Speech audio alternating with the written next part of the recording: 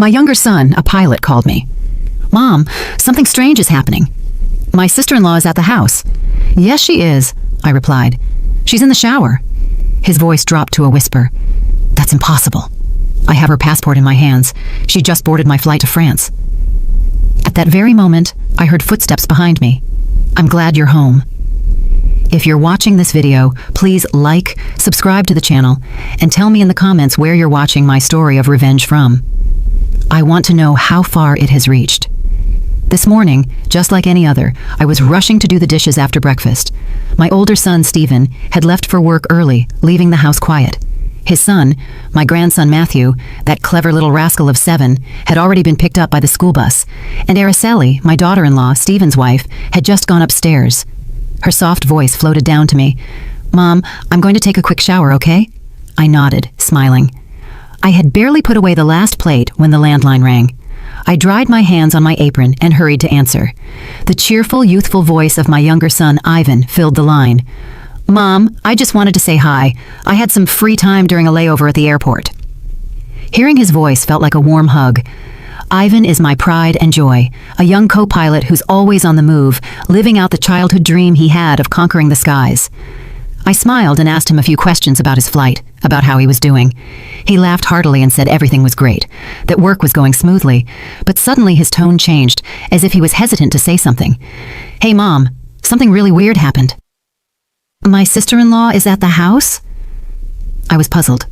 I looked toward the stairs, where I could still hear the water running in the bathroom. "Of course she is, honey. Araceli is upstairs taking a shower," I replied, completely certain. Araceli had talked to me less than 10 minutes ago, and she was wearing that white blouse she always wore around the house. How could I be wrong?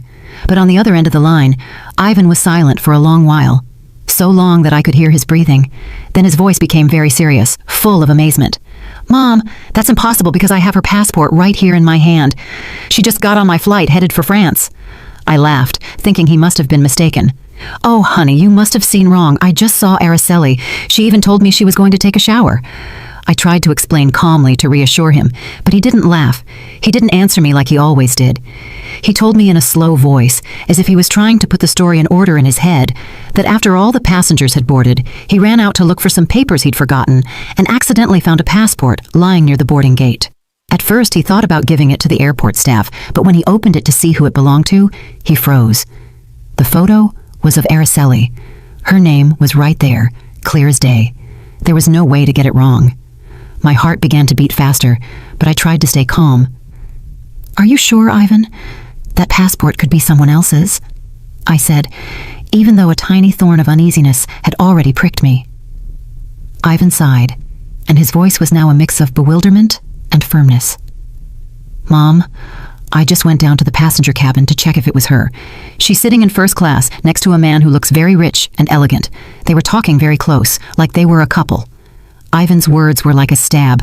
I stood frozen, gripping the phone receiver. My head was spinning. A couple. Impossible. I had just heard Araceli's voice from upstairs.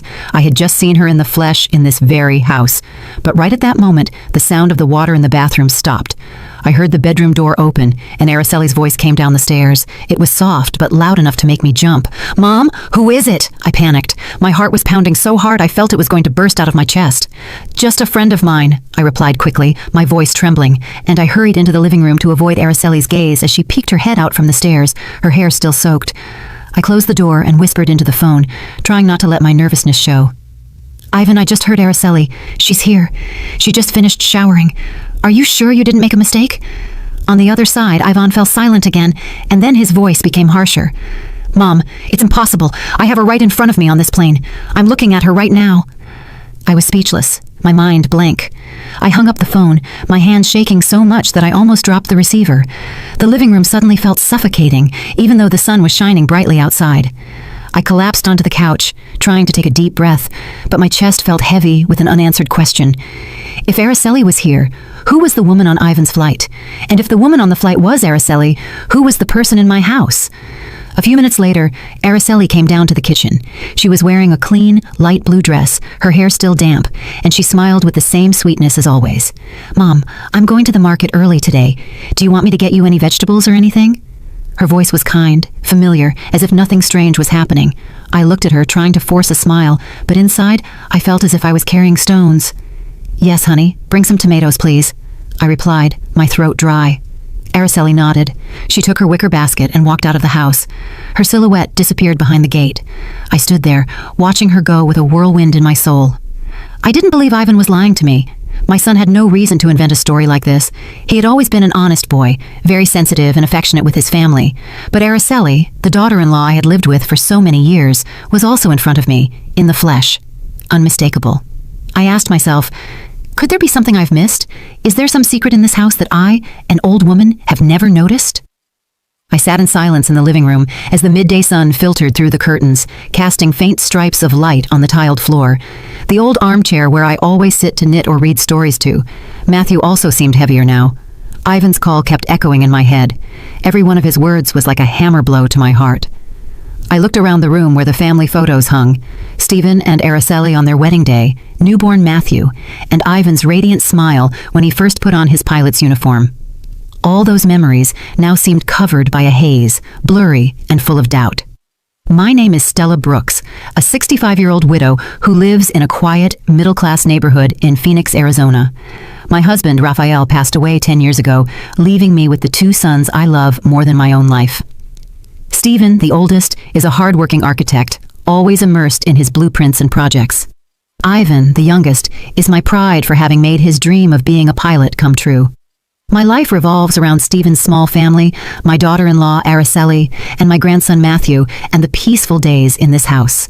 Araceli, my daughter-in-law, was always the perfect model in my eyes.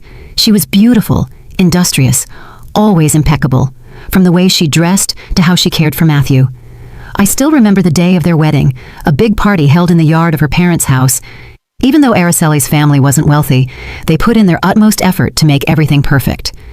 Araceli came into my house with a confident smile and a bright look, as if she had been born to be a wonderful wife and mother. I used to think how lucky I was to have a daughter-in-law like her.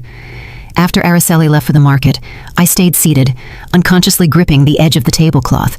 Ivan's call made me re-examine small details that had seemed normal before.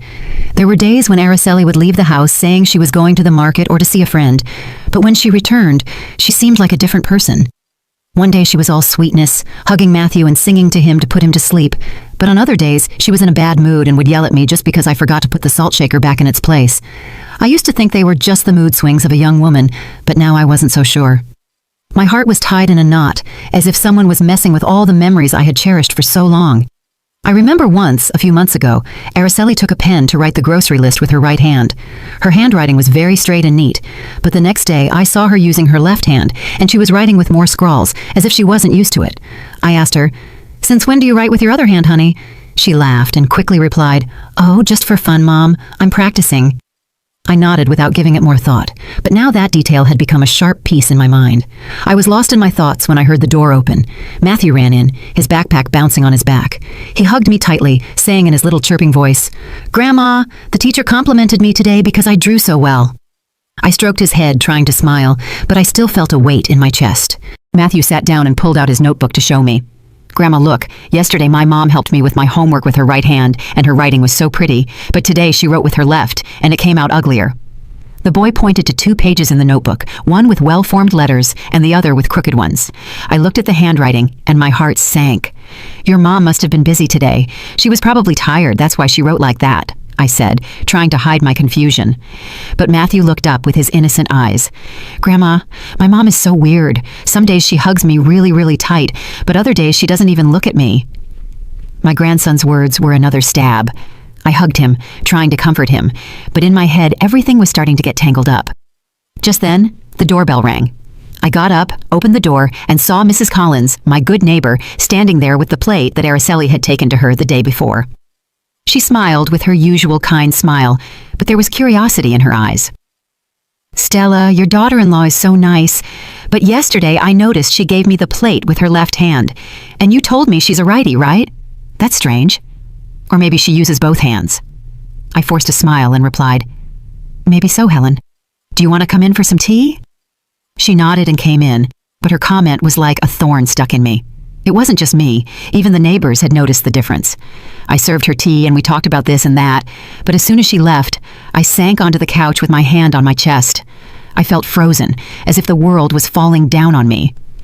That afternoon, I went out into the garden with the watering can, trying to let the water fall gently on the daisies I had cared for years. The sun was starting to set. The shadows of the trees stretched across the yard, but my soul could not find peace. The words of Matthew, of Mrs. Collins, and Ivan's firm voice on the phone kept circling in my head like pebbles thrown into a calm lake, creating ripples that wouldn't stop. I was watering the plants, but my mind wasn't there. I asked myself, am I too old now to notice the strange things happening in my own house? Or have I been turning a blind eye on purpose, wanting to believe in the happy family I always dreamed of? Araceli returned from the market carrying her wicker basket, but what caught my attention was that she was holding it with her left hand. I remembered perfectly that Araceli always used her right hand, from how she held the knife to chop vegetables to how she combed Matthew's hair. I stood there, watching her put the basket on the kitchen table, and I asked her in a low voice, "What did you buy, Araceli?" My voice tried to sound natural, but inside a wave of suspicion was growing. She smiled and replied very politely, "I got some tomatoes, cilantro, and fresh fish, Mom. I'm going to make the roasted fish you like so much tonight. Does that sound good?" Her voice was soft, as always, but I couldn't help but notice her hands. The left one? No, the right one. I nodded and turned away, pretending to clean the table, but my heart was pounding hard. Was I imagining things, or were these small details trying to tell me something? At dinner time, the whole family gathered at the table. Stephen was tired after a long day at work, but he still smiled at Matthew and asked him how school had been. Araceli ate slowly, delicately, and even turned to Stephen to remind him, "Honey, the parent-teacher conference is next week, so be sure to take the day off." I looked at her, trying to find the daughter-in-law I was so proud of, but in my head, Ivan's voice kept echoing, "She's sitting in first class next to a man." I bit my lip, trying to swallow the anguish, but it felt like a stone stuck in my throat. Just 3 days later, everything was different. Matthew dropped a glass of water during dinner, and the water splashed all over the tablecloth. I quickly grabbed a rag to clean it, laughing, "It's okay, honey. Just be more careful." But Araceli, sitting across from him, suddenly frowned and said in a sharp voice, "Matthew, why are you so clumsy? Be more careful." I was stunned, looking at Stephen. He also frowned and said in a low voice, "Araceli, it was an accident. That's all." She turned with a spark of anger in her eyes. "You always defend him, and I end up looking like the bad guy in the house." The atmosphere at the table became heavy. Matthew lowered his head, his eyes full of tears. I hugged him, feeling a deep pain. Only a few days ago, Araceli had lovingly reminded him about school, and now she seemed like a completely different person. I sat next to her, watching in silence, trying to put the pieces together in my head. Today she was irritable. The other day she was so sweet. Today she used her left hand. The other day, her right. These small differences, one by one, were piling up in my mind like the pieces of a puzzle I still couldn't see completely. I told myself I had to calm down, but every time I looked at Araceli, I saw a stranger, as if she wasn't the daughter-in-law I had lived with for so many years. A few days later, I took Matthew to school. He held my hand as we walked down the same old cobblestone street. Suddenly, he stopped, looked at me, and said in a sad voice, "Grandma, yesterday my mom taught me how to write, and she was so patient. Her handwriting was so pretty, but today she didn't even want to look at my homework. She told me to do it by myself." I knelt down to look into his clear eyes, and I felt my heart break. "Your mom was busy, honey. Don't be sad," I said, but my voice trembled. Matthew nodded, but his gaze was still full of disappointment. I hugged him, feeling a huge sense of powerlessness. He's only 7. How was he supposed to understand something that I myself couldn't figure out? That night, we sat down to dinner again. Suddenly, Araceli took a small notebook out of her bag and started writing something with her left hand. Stephen, who was serving himself food, laughed suddenly. "Hey, since when do you write with your left hand? It looks so strange." Araceli stopped dead, with a forced smile on her lips. "Oh, just experimenting, honey." She quickly put the notebook away in her bag, but I noticed a flash of panic in her eyes. Stephen shook his head and didn't say anything else, but I knew he had also noticed something strange. I stayed seated there, gripping my spoon, trying to keep a straight face, but inside, the doubts were growing like a slow fire. One morning, I took an empty spice jar and crossed the same old cobblestone street to go to Mrs. Collins' house. Araceli had borrowed it a few weeks ago, saying it was for making the chili she liked so much. I knocked on the door, and Mrs. Collins opened it with her usual kind smile. "Stella, come in." "Let me make you some coffee," she said, a rag still in her hand.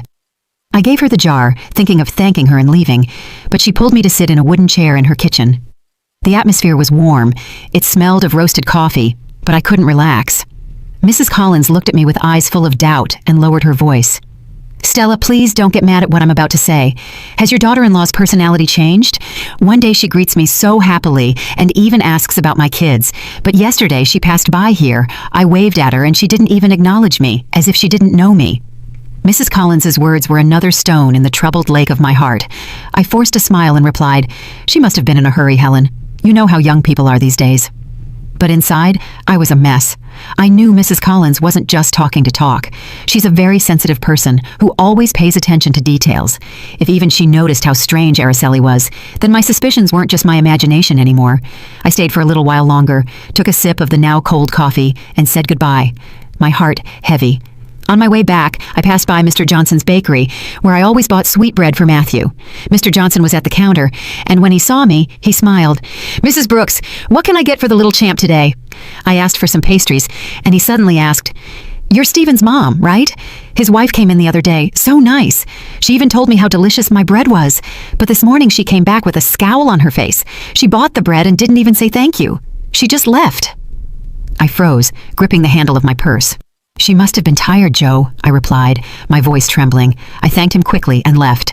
Mr. Johnson's words were another knife, cutting deeper into the doubts that were growing inside me. When I got home, I made myself some tea and sat on the porch. The wind blew softly, carrying the scent of the daisies from the garden. I looked toward the street that led to the market, where Araceli always walked. Suddenly, I saw her returning, carrying her shopping bag, but she greeted me in a dry voice. "Good afternoon, Mom." No smile, no happiness like yesterday when she bragged about getting a good deal on the cilantro. I nodded and replied in a low voice, "You're back already?" But inside, I couldn't help but observe her more closely. The blouse she was wearing today was navy blue, different from the white blouse she had on when she left. I tried to ask her in a soft voice, "Why did you change your blouse?" Araceli paused for a second, and then quickly replied, "Oh, I got a stain on it and had to change." She smiled halfway and hurried into the kitchen. I stayed there with the teacup in my hands, feeling as if a rock was crushing my chest. The words of Mrs. Collins, of Mr. Johnson, and the way Araceli replied to me, everything forced me to stop ignoring things. That night we were all having dinner. Matthew was talking about school with his cheerful little voice, but I noticed that Araceli only nodded without answering him, unlike other times. When Stephen asked, "Are you done eating so your mom can clear the plates?" Matthew suddenly turned to me and said innocently, "Grandma, oh, my mom didn't sing to me to sleep. But yesterday she did sing that song, Cielito Lindo. You always sing to me, and it sounded so beautiful." I looked at Araceli, who was serving herself food without reacting, but Matthew's words were like a needle in my heart. That lullaby, that Cielito Lindo that I used to sing to Stephen and Yvonne, only Araceli and I knew it in this house. So why did she sing it yesterday and not today? Why did she change so quickly? I got up to clear the plates, but my mind was no longer there. I remembered the times Araceli would leave the house saying she was going to see a friend, but would return with a strange look. One day she brought a bouquet of fresh flowers, saying a friend had given them to her. But another day she got angry when I asked her, "Where did you go today that you got home so late?" I used to think these were unimportant things, but now they seemed like the pieces of a much bigger secret. I didn't want to believe that Araceli was hiding something from me, but every word, every gesture of hers made me doubt. That night, after cleaning the kitchen, I sat at the dining room table and took an old notebook out of a drawer.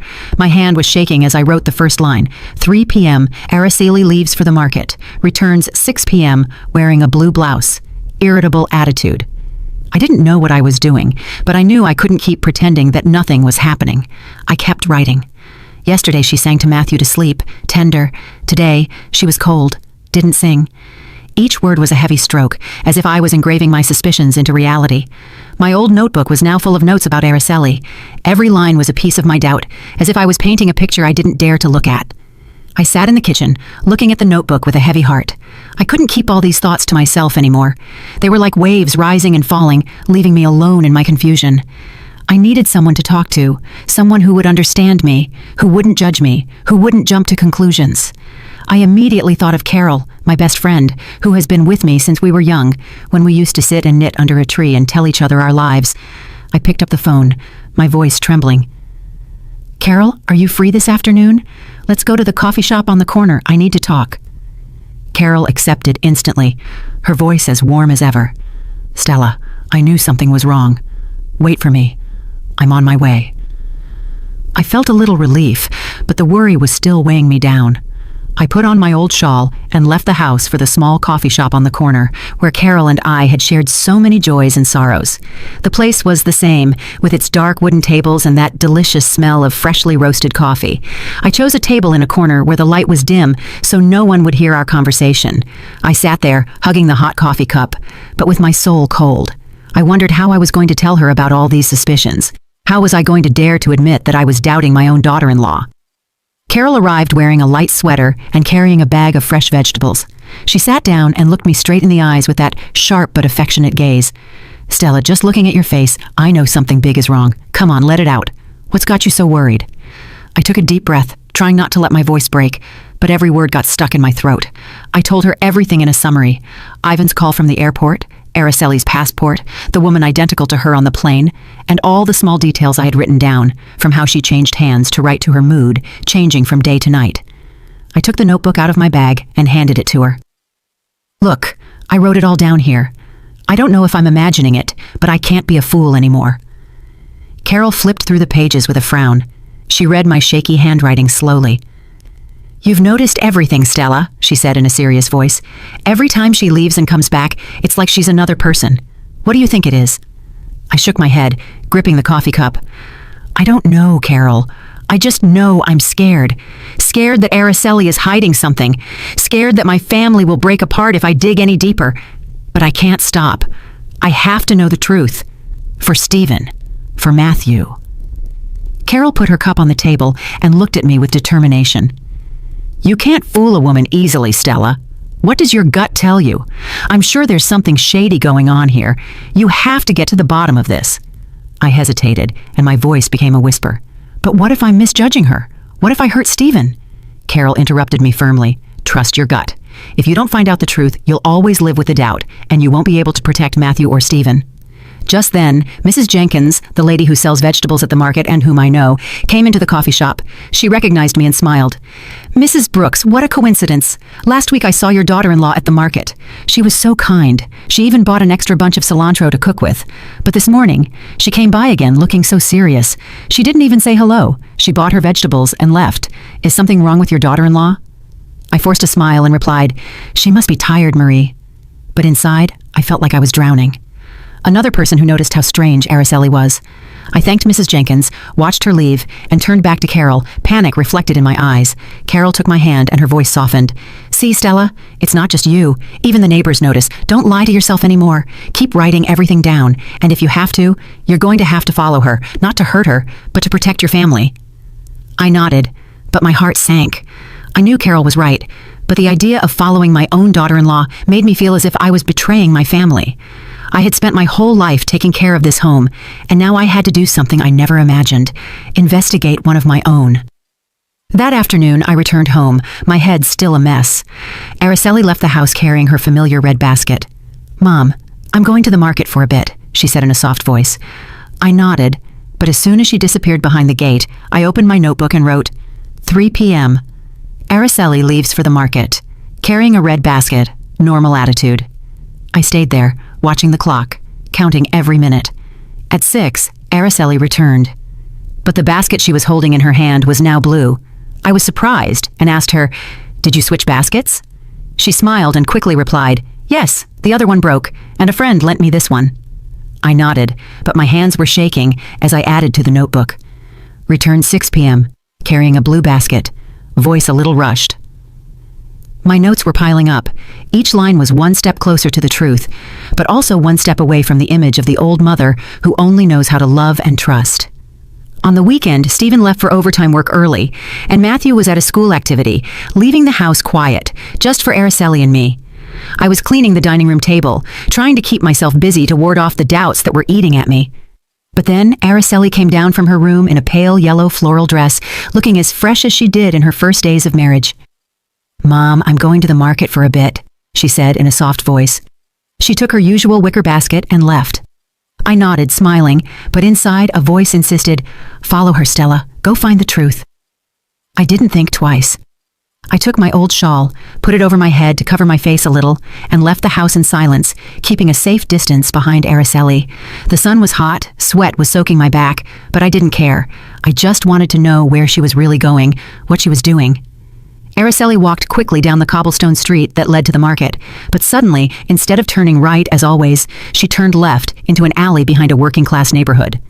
The houses were old, crammed against each other, with peeling paint and rusty tin roofs. I slowed down, my heart pounding, trying to hide behind some bicycles parked on the sidewalk. Araceli didn't look back. She kept walking.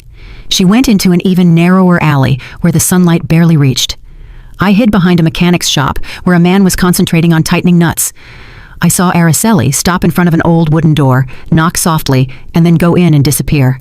I stood there, my breathing ragged, my head spinning. What was my daughter-in-law doing there? This wasn't the market or any of the friends' houses she had mentioned. I wanted to walk over, knock on the door, and ask her directly, but my feet seemed to be nailed to the ground. I was afraid of the truth, afraid that what I was about to discover would break everything. In the end, I turned around and went back home full of questions, each step heavier than the last.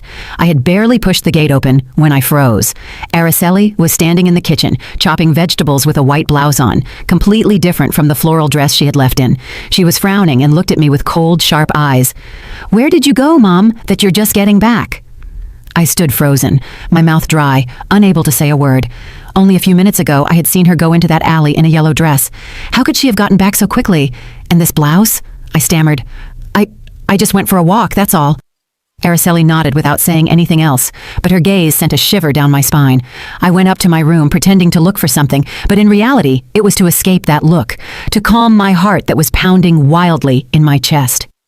That night, I was sitting knitting when Matthew ran into my room, his cheeks red from playing in the yard. He hugged my legs, sobbing. "Grandma, my mom yelled at me just because I dropped a pencil. Not like yesterday. Yesterday she was so nice, she even hugged me." I took Matthew in my arms, stroked his head, but inside, I felt like I was burning. "Your mom was tired, honey." "Don't be sad," I said, but my voice trembled. Matthew hid his face in my shoulder and whispered, "Grandma, I want the mom from yesterday." I hugged him tighter, tears about to fall. My grandson's words were like a knife, engraving my suspicions even deeper. That night, I couldn't sleep. I lay in bed with my eyes wide open, staring at the ceiling. The images repeated over and over in my head. Araceli, in the floral dress, going into the alley. Araceli, in the white blouse, standing in the kitchen. And Ivan's voice. "She's on my flight." I took the notebook out of the drawer and wrote a sentence. I didn't even dare to believe myself. Maybe they are not the same person. That sentence felt like a curse and made me tremble. The next morning, I decided to go back to that alley. I couldn't bear the doubt anymore. I took the family photo that hangs in the living room, the one where Araceli smiles radiantly next to Stephen and Matthew. I held it tight and left the house, determined but terrified. The alley was the same as yesterday, silent and somber. I stopped next to a corn stand where a middle-aged woman was fanning the charcoal. I showed her the photo and asked, "Excuse me, have you seen this young woman around here?" The woman looked at it closely and then pointed. "Oh yes, of course. She comes and goes often from the house at number 14, that one over there." I thanked her, my heart pounding in my throat, and walked straight to that house. The house at number 14 appeared in front of me, with stained walls, a peeling wooden door, and a pot with a wilted daisy on the window frame. I stood there, my hands trembling, feeling that the whole world was holding its breath with me. I knocked on the door, and each knock sounded like a hammer blow to my chest. The door opened, and I was speechless. In front of me was a woman identical to Araceli, from her face, to her body, to her long black hair. The only difference was her frightened look and her hands that were shaking as she held a rag. I stammered, my voice breaking. "Araceli?" The young woman started, gripped the rag tightly, and tried to slam the door shut. But just then, another voice was heard from inside, a soft but firm voice. "Isadora, don't hide anymore. You know this is wrong, too." I looked up and saw a young woman come out of a corner of the room, standing right behind the woman who looked just like Araceli. She was thin, with her hair in a bun, and had an intelligent but kind look. She looked at me and smiled slightly. "My name is Lucy Miller, Isadora's roommate, Mrs. Brooks. Please come in. It's time you knew the truth." I took a deep breath, trying to keep my legs from trembling, and went into that small tin-roofed house. The walls were stained, the concrete floor was cracked, and a faint smell of disinfectant hung in the air. In a corner, an old man coughed weakly, lying on an old cot covered with a frayed blanket. I felt the space crushing me, but I still walked and sat down in the wooden chair that Lucy pointed to. The woman identical to Araceli lowered her face, and her voice was barely a whisper. "I'm sorry. I'm not Araceli. My name is Isadora." I looked at her, my mind a whirlwind, unable to say anything. Isadora. The name was strange, but the face was too familiar. I clasped my hands, trying to keep my voice firm. "You explain to me why you look so much like my daughter-in-law, and why you show up at my house." Isadora looked up, her eyes full of guilt, but she didn't answer immediately. Instead, Lucy sat down next to her, poured a glass of water from an old plastic jug, and began to speak. "Isadora is very poor, Mrs. Brooks," Lucy said in a calm, clear voice. "Her adopted parents are very ill, especially the gentleman lying down there. A few years ago, Isadora met Araceli by chance at a market. They looked like two peas in a pod, and Araceli took advantage of that. She proposed that Isadora pretend to be her, that she replace her for a few hours whenever she needed to. Isadora didn't want to, but Araceli paid her very well, and her family needed the money for medicine. I looked at Isadora and saw that her head was bowed, gripping the rag so tightly that her knuckles turned white. "Replace her for what?" I pressed, my voice full of disbelief. "Why would Araceli need someone to pretend to be her?" Isadora looked up, her voice trembling. "I don't know everything, ma'am. She would just tell me, you just stay in the house for a few hours, do some things like go to the market, take care of the boy, and then she would give me money, a lot of money, enough to buy my parents' medicine. I didn't dare to ask for more." She lowered her head, and tears began to roll down her cheeks. I looked at her, my chest feeling tight. Every strange detail from the last few months suddenly made sense. The change of hands for writing, the personality that was sometimes sweet and sometimes sour, the voice that was sometimes gentle and sometimes cold. Everything fit now, like the last pieces of a puzzle I had refused to see. Lucy continued with a sharper look. "I don't know if this helps, but once I saw Araceli with a very elegant man. His name is Charles Thompson. I heard the name when they were talking at a coffee shop. They were calling each other honey very affectionately. At that moment, Isadora was waiting outside in the car, not understanding anything. The name Charles Thompson was like a knife in my heart. I remembered Ivan's words. She's sitting in first class next to a rich man. The small room seemed to spin around me. I tried to stay calm, but my hands were shaking so much that I knocked over the glass of water. Lucy rushed to clean it up, but I just shook my head, my voice choked. Araceli is deceiving my family." Isadora broke down, her voice choked with sobs. "I'm so sorry, ma'am. I didn't want to hurt anyone. I just wanted to save my parents." I looked at this young woman with a face identical to Araceli's, but with a look full of pain and regret. I wanted to get angry. I wanted to scream. But seeing Isadora, I only felt pity. She wasn't the mastermind. She was just a piece in Araceli's game. Everything was falling apart in front of my eyes. I got up, trying to make my voice sound firm. "Isadora, do you know where Araceli is? Do you know what she does when she asks you to pretend to be her?" Isadora shook her head, still crying. "I don't know, ma'am. She would just tell me to do what she asked and that she would pay me. I didn't dare to ask for more." Lucy put a hand on her shoulder to comfort her, and then addressed me. "Mrs. Brooks, I know this is very painful for you, but Isadora is also a victim. She didn't have another choice." I looked around the humble house, hearing the weak voice of the man on the cot. I understood Isadora's desperation, but that didn't erase the feeling of betrayal I felt. I clenched my fists, trying to hold back the tears. "I don't blame you, Isadora, but I need to know the truth. I need to protect my son and my grandson."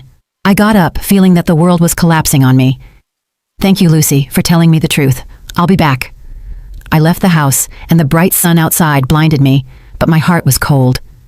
The next morning, I went back to that small alley where the stained walls and the peeling wooden door had become an obsession in my mind. The sun was still hot, but I felt a coldness inside, as if I was carrying a cold wind of unresolved doubts. I knocked on the door of number 14, gripping the family photo as if it were an amulet that would give me the courage to face the truth. This time, Isadora didn't seem so scared. She opened the door with a still shy but calmer look and invited me in. "Mrs. Brooks, I was expecting you. Please, come in." The house was still small, with that smell of disinfectant and the weak cough of the man on the cot. I sat in the old wooden chair and looked at Isadora. She was wearing a simple blouse, her hair in a loose bun. She looked tired, but no longer frightened.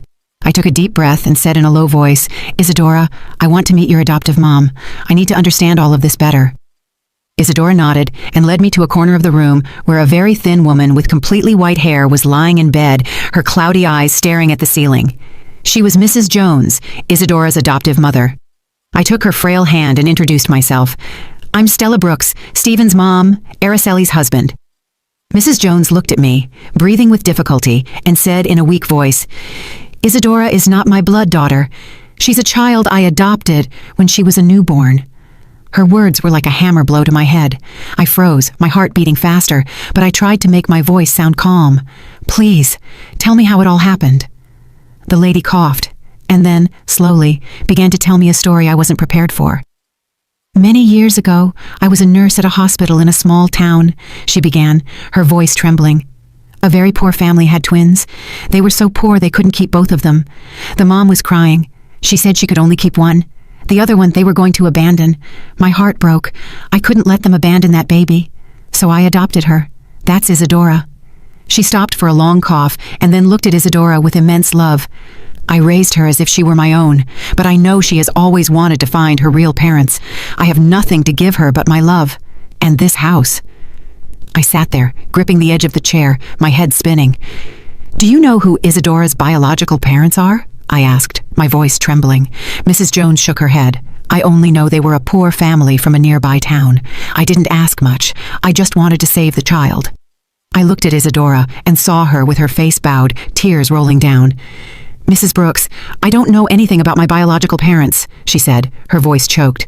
"But when I met Araceli, I thought maybe she knew something. She looks so much like me, but she never told me anything about that." I felt a lack of air. I asked Mrs. Jones to let me see her old papers, hoping to find a clue. She pointed to an old wooden dresser. Isadora took out a yellowish paper envelope and gave it to me. Inside, there was a copy of some hospital papers with Isadora's date of birth. I read them quickly and felt my heart stop. Isadora's date of birth was exactly the same as Araceli's, the one I had seen on her papers when she married Stephen. I gripped the documents with trembling hands and looked at Isadora. You and Araceli could be twin sisters," I said, my voice lost. Isadora broke down crying, covering her face. "So Araceli is my sister? Why didn't she tell me anything? Why did she make me do all that?" I looked at her, my heart shattered. I remembered the days when Araceli came to my house, radiant and confident, as if she had been born to be the perfect wife and mother. I had loved her. I had believed she would give Stephen happiness, but now I knew that she had not only deceived my family, but she had also taken advantage of her own sister, using her as a double to hide secrets I didn't even dare to imagine. I stood up, put my hand on Isadora's shoulder, and my voice, though firm, could not hide the pain. "Isadora, from today on, I won't let anyone else take advantage of you.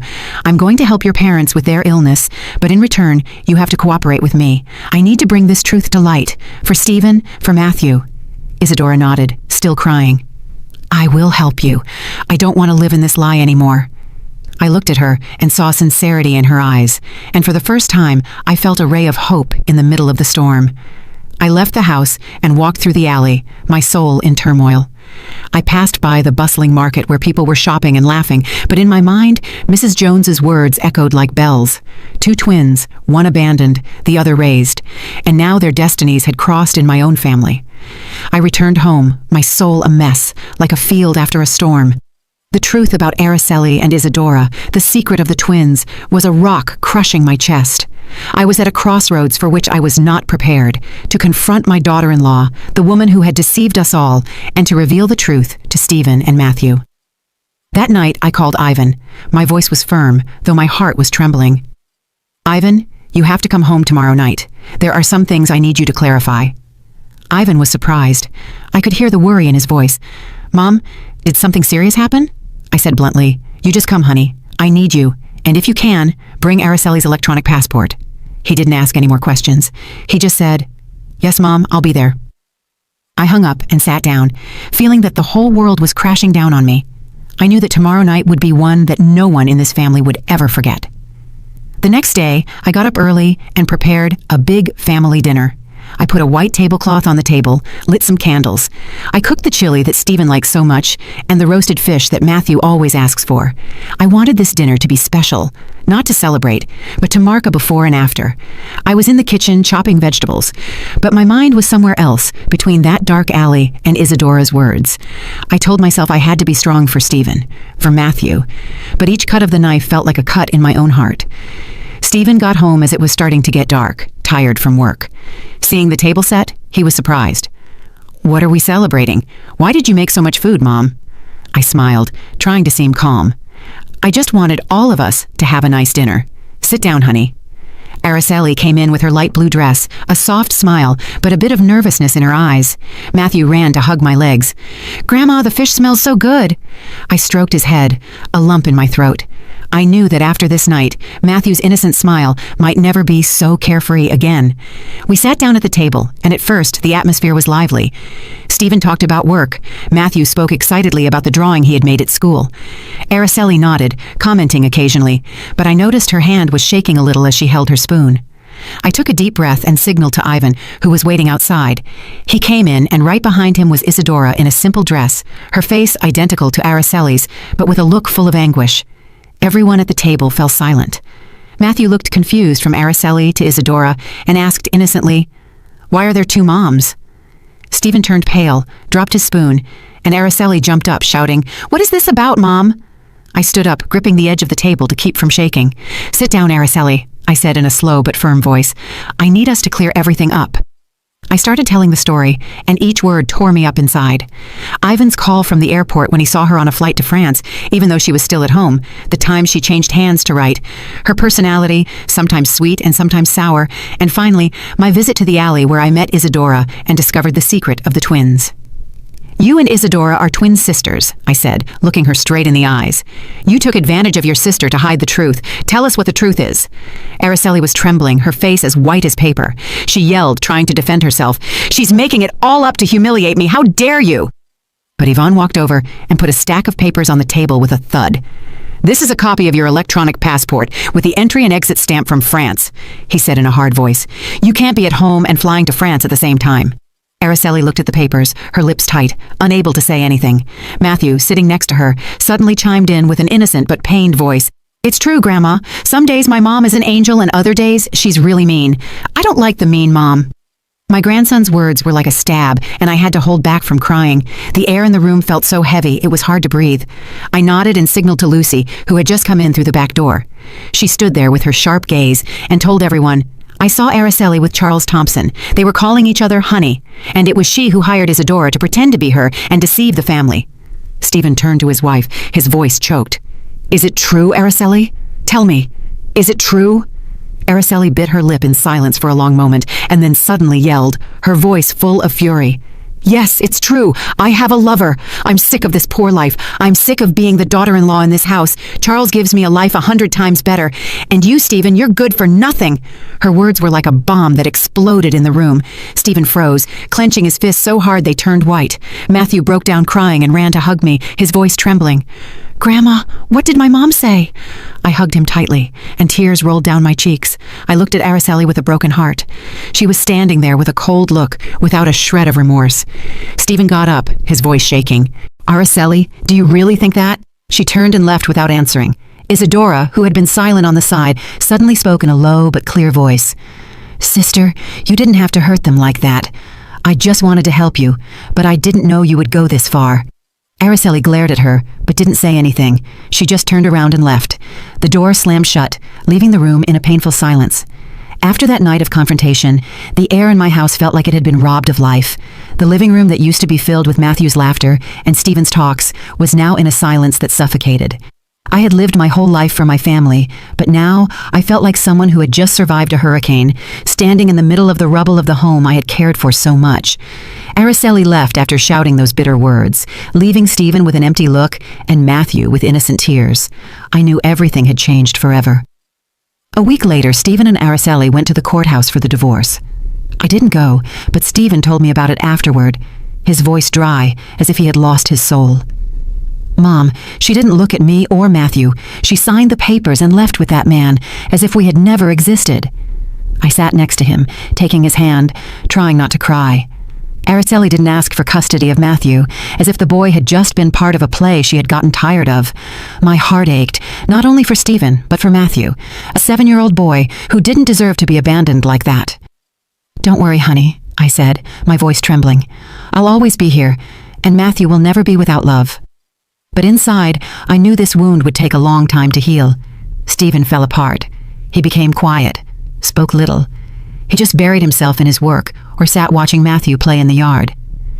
I looked at my son and saw in his eyes the same sadness that my husband, Raphael, had in his last days when he knew he couldn't stay with us anymore. I wanted to hug him, to tell him everything would be okay, but I didn't know where to start. Fortunately, Isadora appeared, silent as a small light in the darkness. She came to the house every day. She brought containers of warm food, sat down to play with Matthew, and wiped away his tears when he asked, "Auntie, where did my mom really go?"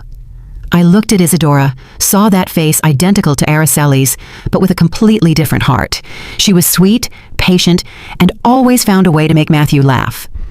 One afternoon, I saw Matthew run to hug Isadora with his cheerful little voice. "Mom, Isadora, teach me how to draw a little bird." I was surprised, my heart tight. The boy was calling her mom with a carefree smile I hadn't seen in a long time. Isadora laughed and stroked his head. "Of course, my love, but you have to draw it very pretty so I can see it." I stood there, tears rolling down my cheeks. Matthew's innocent words were like medicine that soothed my pain. I knew that Isadora had not only replaced Araceli during those days of deception, but was becoming a part of our family with her own sincere heart. One night, while I was cleaning the kitchen, Stephen called me to the living room. He was standing there, holding a small ring with trembling hands. His look was a mix of nerves and determination. Isadora was by his side, her face flushed and her eyes shining. Stephen knelt, and his voice broke. "Isadora, I don't want to waste any more time. You brought light back to me and Matthew. Would you accept to be my wife and Matthew's mom?" Isadora broke down crying, looking at me as if seeking my approval. I walked over, took her hand, and nodded gently. "You deserve it, honey. You've been part of this family for a long time." She hugged me. Her tears soaked my shoulder, and I knew that was the moment my family was beginning to heal. Stephen and Isadora's wedding was soon after, something small but full of love. I was in the yard, looking at the red roses tied to the fence, listening to Matthew's laughter as he wore his little suit, being his dad's tiny best man. Ivan flew back from a work trip and stood next to his brother with a smile as radiant as the day he first put on his pilot's uniform. I sat in the front row, tears rolling down my cheeks. They weren't tears of loss, but of happiness. I looked at Isadora in her simple wedding dress, holding Stephen's hand, and I knew that my family had found a sincere heart. After losing a fraud, life after that went back to normal. Isadora maintained her simple life, taking care of Stephen and Matthew with all her love. She cooked warm meals, sang to Matthew to sleep with the same Cielito Lindo that I used to sing to my sons. Every night she sat next to Stephen, listening to him talk about his blueprints and projects with a look full of pride. Matthew no longer asked about his other mom. He just snuggled with Isadora, calling her mom with a radiant smile. I looked at my family and saw how the wounds were slowly closing. One late night, I sat on the porch. The wind blew softly in the garden. Matthew's laughter could be heard from inside, mixed with Isadora's sweet voice. I peeked in and saw Stephen concentrating on his work while Isadora prepared a cup of tea for him, placing it beside him and giving him a soft kiss on his forehead. I smiled, feeling my heart finally at peace. I thought about the long road I had traveled from the first doubts, from Ivan's call to that dark alley where I discovered the truth. The truth had been cruel, but as my husband Raphael used to say, "The truth will set you free, Stella." And so it was. The truth set us free. It brought us Isadora and gave us a new beginning, much brighter and happier. The story you have just heard has been changed in names and places to protect the identity of the people involved. We are not telling this to judge, but with the hope that someone will listen and stop to reflect on how many mothers are suffering in silence inside their own homes. I truly wonder, if you were in my place, what would you do? Would you choose to be quiet to maintain peace, or would you dare to face everything to reclaim your voice? I want to know your opinion, because every story is like a candle that can light the way for someone else. God always blesses, and I am convinced that courage leads us to better days. Meanwhile, on the final screen, I am leaving you with 2 of the channel's most beloved stories. I am sure they will surprise you. Thank you for staying with me until this moment.